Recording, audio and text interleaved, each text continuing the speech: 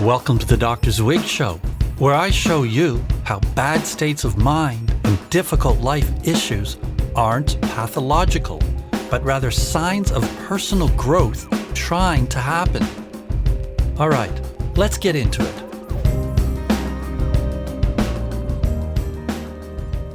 Hey folks, welcome to life.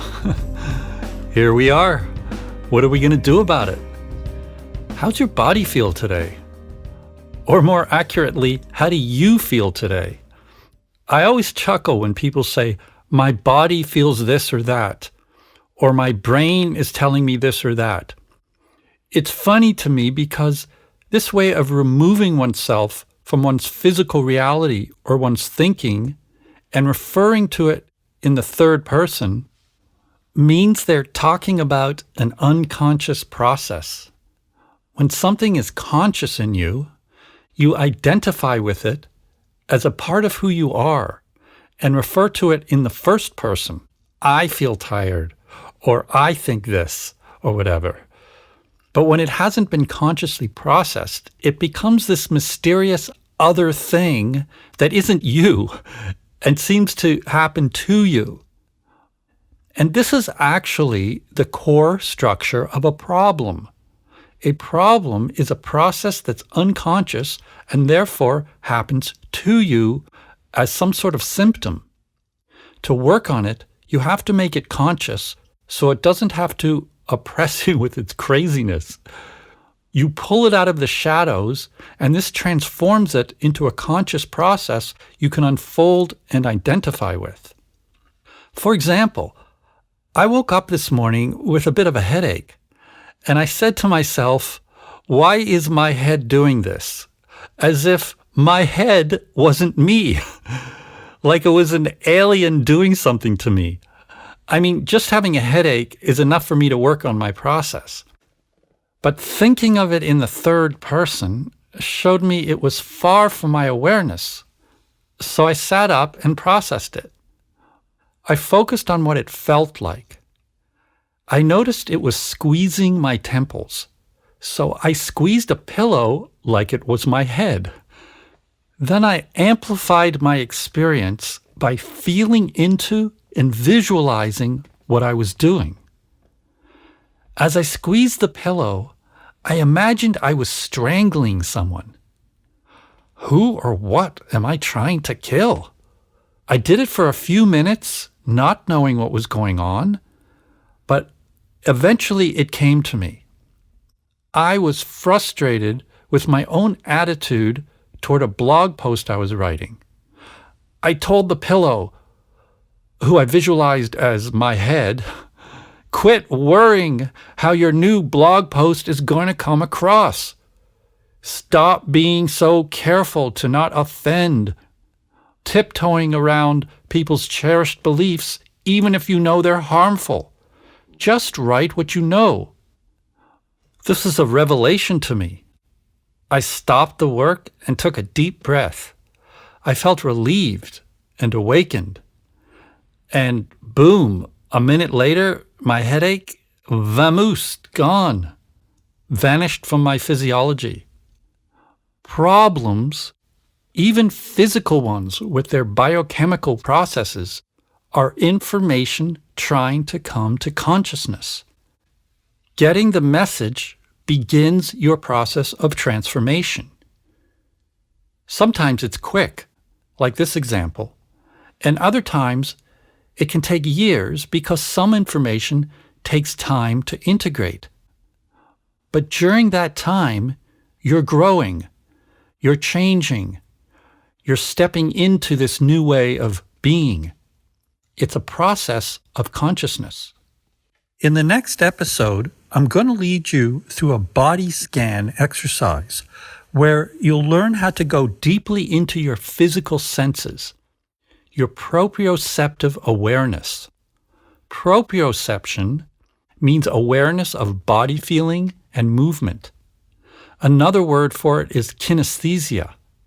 However, I assign each of these senses, feeling and movement, their own distinct channels. I use the word kinesthesia for movement and proprioception for body feeling. The body scan exercise focuses on proprioception or body feeling. It trains your awareness in this sensory channel. Doing a body scan addresses the fact that your process doesn't only flow through your mind. It expresses itself in your physical body as well. In fact, working with body experiences, feelings, symptoms, illness, energy levels, and so on, is a much more direct and dependable way to connect with your true process than just thinking and talking. Methods that only help you deal with your thoughts and how they relate to your feelings, which is what most therapy and self-help methods do, are often contaminated by philosophical viewpoints and personal prejudices. It's really easy to get entangled in subjective interpretations of what your thoughts and feelings mean and how you should deal with them. And oftentimes people, including therapists, have specific programs they run that reflect these personal subjective viewpoints regardless of what their own or someone else's process may actually need in a given moment. Working directly on your body experiences cuts through the confusion and gets down to the real deal, the meat of the matter. So what happens when you focus on your body? If you simply close your eyes and focus, you'll notice certain things: tensions, cramps, discomfort, pain, fatigue, as well as many different kinds of pleasurable sensations. You might also notice mundane things like the weight of your body, your breathing, your position in space, and so on. In addition, you'll notice sensations that were absent before you started focusing. For example, you might feel fine, but as soon as you close your eyes and meditate on your body for a moment, you realize you have a slight headache, or you're more tired than you realized, or your belly's a bit upset. So while some physical sensations scream at high volume, others are so quiet and their signals are so weak, they get drowned out by all the other inner and outer sensory stimuli streaming into your consciousness. But these processes are no less important. They just live further from your awareness and require proactive focus for processing them. Now, the biomedical model separates all these physical processes from the mind. It approaches you almost purely as a biochemical machine. This is useful for trying to get rid of the physical expression of your process, but detrimental to becoming conscious of your process. It's a balancing act. You have to take care of the machine, but if you suppress and eliminate all of its symptomatic expressions, you lose essential information about what's going on in your psyche. You become unconscious of yourself by relating to your body processes as if they have nothing to do with you, with your psychology, your growth, your self-awareness, your relationships, your career, your purpose in life. The paradigm of mind and body as two distinct entities helps us stay healthy, but at the same time, it stifles personal growth, which in turn makes us sick. A better model is to think of yourself as a process that expresses itself through various channels. In this model, it doesn't matter what form a problem presents itself in, mental, emotional, spiritual, or physical, it's all relevant information that requires processing. Regardless of whether it shows up as a bad state of mind, a relationship conflict, or a physical pain, it's all equally important data that contains the seeds of your process. If it's a physical symptom, medicine can give you information about its biochemistry, or at least some empirical data on what might reduce the symptoms.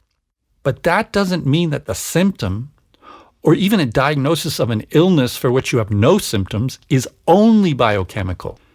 It's also psychological and sometimes spiritual too. It's information, and our job is to decode it. But now let's go even deeper. It's not only that your body expresses what's going on in your psyche. It's that most everything happening in your psyche begins as a body experience, whether it's conscious or not. The contents of your consciousness originate in the form of the simplest sensations. The typical experience of this is when you get a gut feeling about something. How does your belly know something? Think about it. If it's just a biochemical entity, how could it know what you should do in a given situation? You might not even be able to explain your gut feeling, and it might even express the polar opposite of what your mind thinks you should do. But somehow your ability to sense subtle proprioceptive signals provides you with meaningful information about life. Of course, a gut feeling can also be wrong. This is why learning how to process your body experiences is crucial. The more tuned in you are to your body, the more aware you become of how it's trying to direct you down the right path. The body is wise. Conversely, the more dissociated you get from your body, the more it produces symptoms and illness to try to wake you up to what's going on. A physical process that's unconscious means you experience it purely physically, without any awareness of its meaning content. That's how I experienced my headache at first. It wasn't information that I was aware of that had any meaning in my process yet. At that stage, you perceive your body as this separate thing. Maybe you think of biochemistry or imagine something happening inside this thing that you own or have, this carcass that you drag around called your body. But you don't realize it's you. It's the voice of your subconscious communicating through your physiology. It doesn't speak in words. It speaks in proprioceptive signals that need to be converted into conscious images, language, and understanding. Translating physical information into psychological information is the same process as what's known in physics as information transduction. Wind energy can be transduced into mechanical energy using a windmill. Mechanical energy can be transduced into electrical energy by using an electric converter. Electrical energy can be transduced into heat by using a heat transducer. The energy and information don't change, only the form changes. Or a simpler analogy is how you can turn water to steam or to ice. It's all the same energy and information, only the form of its expression changes. A body symptom is information in the form of physical sensations, but within this information is a psychological process. Processing tools can help you access this nonverbal, sensory-based information and make it available to consciousness. This not only transforms your symptoms and illness, it also raises your awareness, like it did with me when I worked on my headache. Information transduction also happens within sensory channels. This is what people mean when they say things like they channel their hurt or anger into creativity, or channel their experience of abuse into making social change. The information gets converted from one form to another. Whatever you feel in life is both physical and psychological. Doing the body scan will train you to focus your attention on your body and direct it to go where you want it to go, and to go however deeply you want to go with it. It's a basic tool for processing not only your physical symptoms, but anything in your process that manifests through your body. Learning to navigate your senses gives you the rudiments of self-awareness. It's the music scales of processing. But instead of using sounds, it uses body feeling. In future episodes, I'm going to show you how to combine the ability to feel your process with your use of other sensory channels such as visualization, movement, and more complex channels like relationships. We each have channels we're naturally gifted at and others we're less familiar with. Some people are awesome visualizers, while others can barely do it. Some folks have great proprioceptive or kinesthetic talent, but have trouble visualizing. Others excel at relationships, while many of us suck at it. But we can and should train all of our channels. My process frequently comes to me through my auditory channel. I'm always hearing sounds, melodies, rhythms, lyrics, and various singing voices. It's usually coupled with a proprioceptive experience of whatever I'm hearing. One weird experience I have is that I often hear sounds in my environment as speaking words. I know, it's totally bizarre. Like I'll clean the counter and the rubbing sounds like someone saying, Africa, or some other completely nonsensical phrase. Sometimes I just laugh at it, but other times I explore how the words feel and what they mean to me. And I always discover something crazy cool or helpful I hadn't been aware of. I've even written songs from it. With my sound sensitivity, music is a strong experience for me. It feels magical, uplifting, and transformative. When I write, record, or play a gig, I jump off the deep end, like into another world where it's sort of like doing a body scan, but I do it with sound, a sound scan. Of course, the sounds are accompanied by body feeling, movement, vision, relationships, and so on. But my awareness zeroes in primarily on what I hear, and this opens up my other channels. It's like sound is a portal for me, a doorway into my subconscious, where all the shadow characters, spirits, energies, and gods live. We each have our own unique process with how we use our sensory channels. The body scan involves placing your awareness on specific parts and paying attention to what you experience. Now, what's interesting is that doing this often changes what you experience. By simply being aware, you intervene in your process. What you experience isn't just there on its own. It's there specifically in relation to how you use your awareness, what you're conscious of and unconscious of. It's an expression of your current state of awareness.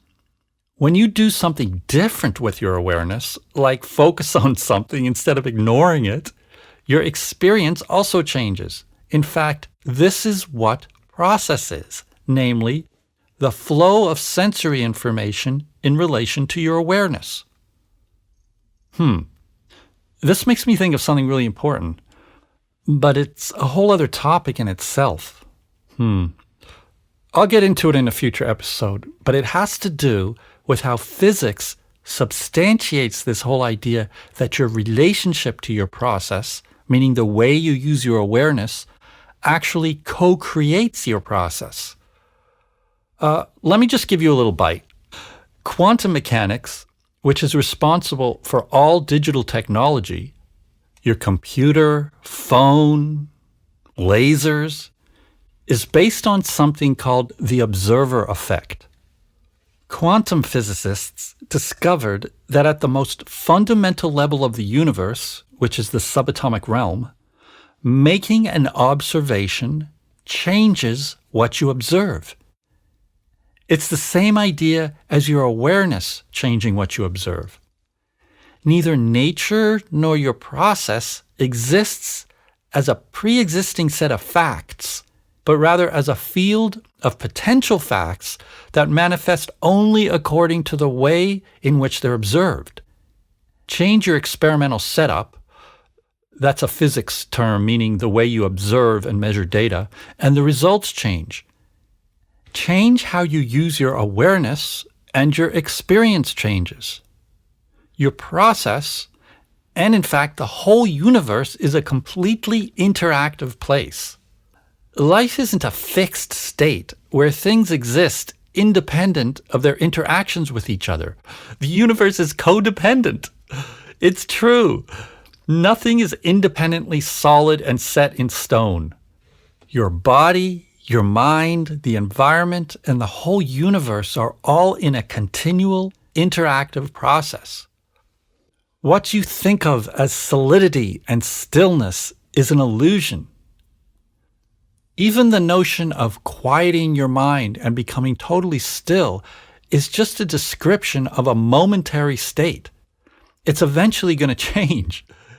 Even if you're a super guru meditating on a mountaintop and your mind is zen empty, you're going to keep expanding your awareness. You can't stop the process. Now you might wonder, a process of what? A process of the interaction between an observer or perceiver and information. Observation or perception aren't really what we think they are. Like you look at something or sense something that's there and you describe it. Observation and perception are creation, or more accurately, co-creation. You, meaning your awareness, and your process, meaning your experiences, are in a mutually entangled system. Everything you experience occurs in relationship to your awareness. The way you use your awareness determines what happens in your life. In quantum physics, you don't necessarily even need a human observer because the way two basic elements interact can cause one of them to behave in a way that was only a potential before their interaction. I actually learned all this first through music. It was only later that I studied quantum physics in my doctoral studies. When I play music, I focus on each musical and lyrical phrase, rhythm, chord change, and vision of a song's story. But each time I focus on them, something new happens. This is why playing the same song every night on a 30-city tour doesn't get boring, because it's never the same song. A song is a process too. Speaking of songs, I wrote one and made a video that speaks to this mind-body process we're always involved in. It's called Medicine Gun, and it's about how the poison in your life, your problems, are paradoxically the medicine you need. Now, don't get me wrong. I don't mean that your problem in its current form is medicinal. I mean that the process driving it aims to wake you up to change and heal something deeper in your life, something you might not even be aware of yet. Your problem is your personal growth trying to happen. Its negative, poisonous manifestation is just its initial expression. If you learn how to process it, it transforms into a liberating and awakening experience. Problems can take many different forms: mental, emotional, physical, or social. But at their core, they're all the same in terms of the poison being the medicine. Every problem has an underlying, meaningful, and purposeful process. Of course, when it's really bad, it can be impossible to see this at the beginning. I portrayed this whole process in the video where I collaborated with an incredible mural artist in Los Angeles named Why Her. We painted a picture of what's currently going on politically in the US and in other places in the world. In the story, she finds the medicine in the poison. Tune in this Friday, October 16th for the release. You can watch the video on my YouTube channel and stream the song on Spotify or wherever you listen to music. Here's a sneak preview.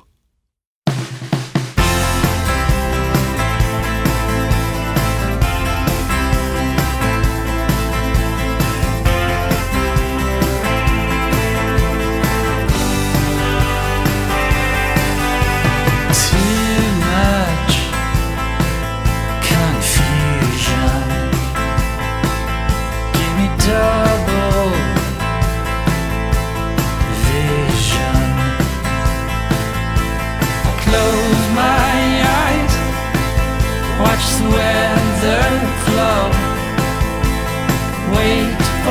skies to blow.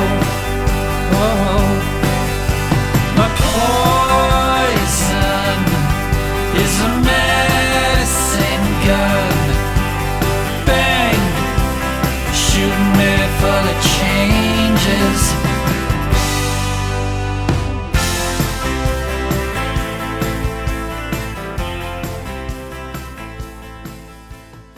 See you next time. Stay aware.